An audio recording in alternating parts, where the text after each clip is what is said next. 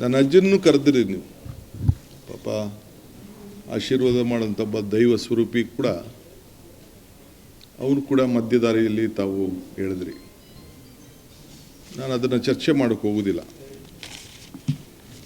ಅನೇಕ ವಿಟ್ನೆನಲ್ಲಿ ಗಲಾಟೆ ಸಂದರ್ಭದಲ್ಲಿ ಏನಾಯಿತು ಅನ್ನೋದು ಕೂಡ ನನಗೆ ಅರಿವಿದೆ. ರೈತರ ಮುಂದೆ ನಾನು ಏನೇನು ಮಾತಾಡಿದ್ದೀನಿ, ರೈತರ ಹತ್ರ ಏನೇನು ಮಾತಾಡಿದ್ದೀನಿ ಅಂತ ನಾನು ಅದನ್ನೆಲ್ಲ ವಿವರಣೆ ಹೇಳೋಕ್ಕೆ ಹೋಗೋದಿಲ್ಲ. ಈಗ ತಮಗೆ ನಾನು ಹೇಳೋದಿಷ್ಟೇ, ನಾನೀಗಾಗಲೇ ಹೇಳಿದ್ದೇನೆ, ಇದು ನನ್ನ ಕನಸಿನ ಯೋಜನೆ ಅಲ್ಲ, ನನ್ನ ಯೋಜನೆ ಅಲ್ಲ. ಇದು ನನ್ನ ಯೋಜನೆ ಅವಶ್ಯಕತೆಯೂ ಇಲ್ಲ, ನಂದು ಅನಿಸ್ಕೊಳ್ಳೋಕ್ಕೆ ಅವಶ್ಯಕತೆಯೂ ಇಲ್ಲ. ನಾನಿದಕ್ಕೆ ಪಿತಾಮಹ ಆಗಲಿಕ್ಕೂ ಇಷ್ಟ ಇಲ್ಲ. ಬೆಂಗಳೂರು ಸುತ್ತಮುತ್ತಲು ಸಾವಿರಾರು ಎಕರೆ ಇವತ್ತು ಅಕ್ವಿಷನ್ ಆಗಿದೆ, ಹಾಸನದಲ್ಲಾಗಿದೆ, ಇವತ್ತು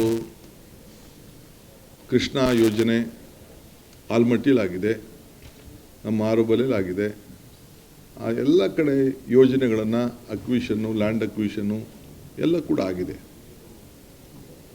ಏರ್ಪೋರ್ಟ್ ನಾನೇ ಮಂತ್ರಿ ಆಗಿದ್ದಾಗ ಏರ್ಪೋರ್ಟ್ಗೆ ಲ್ಯಾಂಡ್ ಅಕ್ವಿಷನ್ನು ನಾನೇ ಡಿಸ್ಟ್ರಿಕ್ಟ್ ಮಿನಿಸ್ಟ್ರು. ಬರೀ 6 ಲಕ್ಷ ರೂಪಾಯಿಗೆ ಅವತ್ತು ರೈತರನ್ನ ಕರೆಸಿ ಮಾತಾಡಿ ತೀರ್ಮಾನ ಮಾಡಿದೆ. ಮುನ್ನರಸಿಂಹ MLA ಅವರು, ಬಚ್ಚೇಗೌಡರು, ನಮ್ಮ ಮಿಲ್ಕ್ ಅಧ್ಯಕ್ಷರಿದ್ದರು, ರಾಮಯ್ಯ ಅಂತ ಇದ್ದರು, ಎಲ್ಲ ಕೂತ್ಕೊಂಡು ನಾವು ಮಾತಾಡಿ ಒಂದು ತೀರ್ಮಾನ ಮಾಡಿದ್ದು. 4,000 ಎಕರೆಯಲ್ಲಿ 2,000 ಎಕರೆ ಸರ್ಕಾರದ್ದು, 2,500 ಎಕರೆ ರೈತರದ್ದು.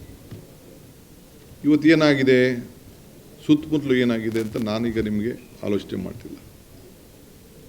ಕೃಷ್ಣ ಸಾಹೇಬ್ರ ಕಾಲದಲ್ಲಿ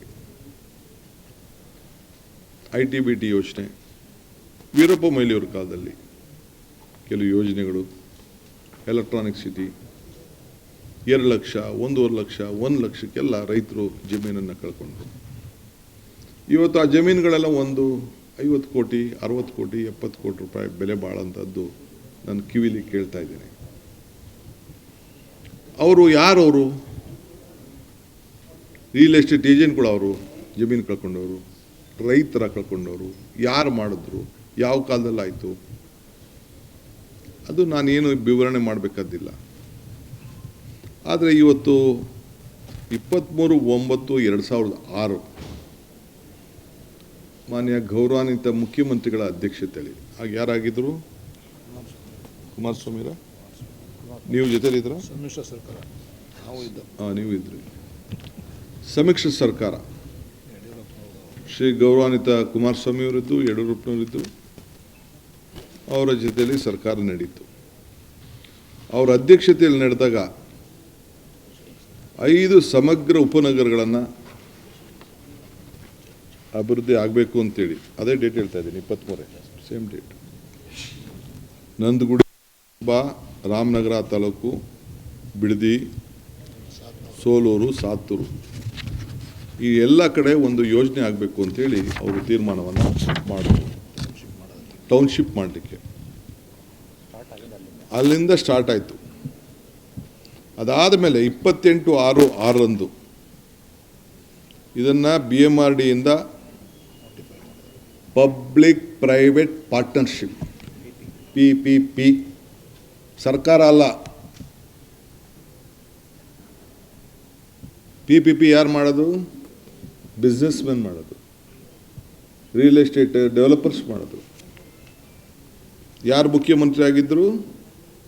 ನನ್ನ ಗೌರವಾನ್ವಿತ ನಮ್ಮ ಅಣ್ಣವರ ಅಂತ HD ಕುಮಾರಸ್ವಾಮಿಯವರು ಮುಖ್ಯಮಂತ್ರಿಯಾಗಿ ಅವರು ಈ BMRDಯಿಂದ PPP ಮಾದರಿಯಲ್ಲಿ ಸಮಗ್ರ ಉಪನಗರವನ್ನು ಅಭಿವೃದ್ಧಿಪಡಿಸಲು ಅಧಿಕೃತ ಪಾಲುದಾರರನ್ನು ಗುರುತುಪಡಿಸುವ ಜಾಗತಿಕ ಗ್ಲೋಬಲ್ ಟೆಂಡರನ್ನು ಕರೆಯಬೇಕು ಅಂಥೇಳಿ ಅವರು ತೀರ್ಮಾನ ಮಾಡಿದ್ರು. ಶ್ರಮಿಸಿದ ಸರ್ಕಾರ, ಜನತಾದಳ ಮತ್ತು BJPಯವರು. ಅದೇ ನನಗೆ ಗೊತ್ತಿಲ್ಲ, ಅದು ಈಗ ಬಾಲಣ್ಣ ಹೇಳೋದು 2020 ಅಂತ. ಅದಾದಮೇಲೆ 11/6/2007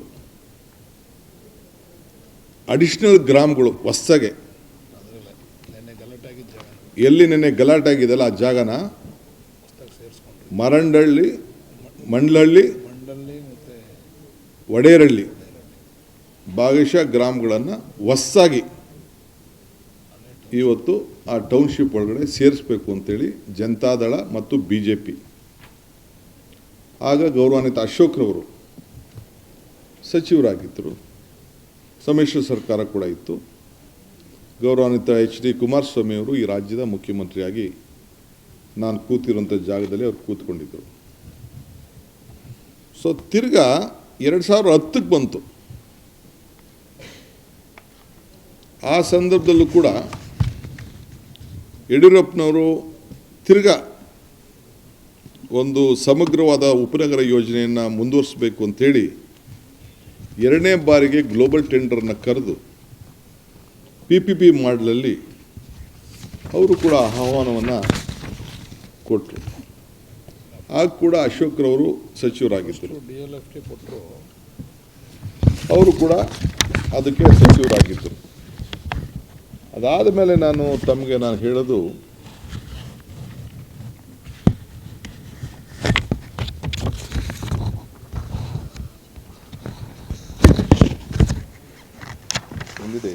ನೆಕ್ಸ್ಟ್ ಬರ್ತೀನಿ.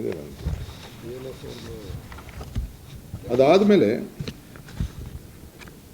29/11/2006 ಗೌರವಾನ್ವಿತ ಮುಖ್ಯಮಂತ್ರಿಗಳಂತ HD ಕುಮಾರಸ್ವಾಮಿ ಅವರು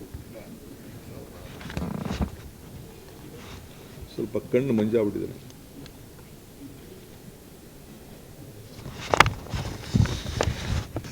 ಈ ಭೂಮಿಯನ್ನು ಇದು ಗಮನದಲ್ಲಿಟ್ಕೊಳ್ಬೇಕು. ಈ ಎಲ್ಲ ಭೂಮಿಯನ್ನು, ಖಾಸಗಿ ಜಮೀನನ್ನು 29/11/2001 ಸರ್ಕಾರದ ಆದೇಶ, ಇದು ನಾನು ಓದ್ತಾ ಇರೋದು ಕರ್ನಾಟಕ ರಾಜ್ಯ ಪತ್ರ, ಅಧಿಕೃತವಾಗಿ ಪ್ರಕಟಿಸಿದಂಥ ವಿಶೇಷ ಪತ್ರ.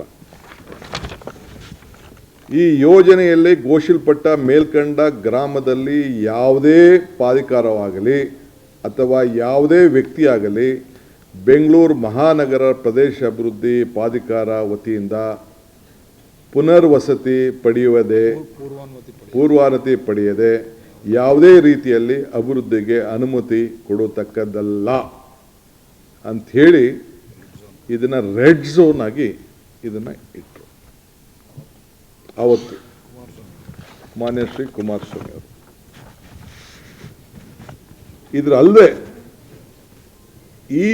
ಈ ಭೂಮಿಗಳಲ್ಲಿ ಗ್ರಾಮ ಠಾಣಾ ಪ್ರದೇಶದಲ್ಲಿ ಕೂಡ ಹಳ್ಳಿಗಳನ್ನು ಕೂಡ ವಸತಿ ವಾಣಿಜ್ಯ ಆಸ್ತಿಗಳನ್ನು ಕೂಡ ನಗದು ನೀಡುವ ಪರಿಹಾರ ಕೂಡ ಘೋಷಣೆ ಮಾಡಿ ಆ ಹಳ್ಳಿಗಳ ಮನೆಗಳನ್ನು ಕೂಡ ಯಾರು ಬದುಕನ್ನು ಕಟ್ಟಿಕೊಂಡಿದ್ದಾರೆ, ಯಾರೋ ತಲೆತಾಲೆಯಿಂದ ಅಲ್ಲಿದ್ದಾರೆ, ಆ ಮನೆಗಳನ್ನು ಸೇರಿ ಅವನ್ನ ಒಕ್ಕಲೆಬ್ಬಿಸಲಿಕ್ಕೆ ಆದೇಶವನ್ನು ಹೊರಡಿಸಿದ್ರು.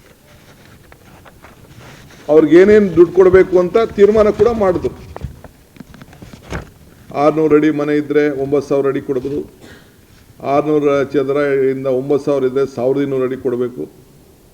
ಸೊ ಹಂಗಂತೇಳಿ ಅವ್ರದ್ದೇ ಆದಂಥ ವಿವರಗಳನ್ನು ಕೊಟ್ಟು 2,400 ಅಡಿ ಮೇಲಿರುವಂಥ ನಿವೇಶನ ಮನೆ ಇದ್ದರೆ ಅವ್ರಿಗೆ 3,000 ಕೊಡ್ಬೋದು ಅಂತೇಳಿ ಅವರೇ ತೀರ್ಮಾನ ಕೂಡ ಮಾಡಿದ್ರು.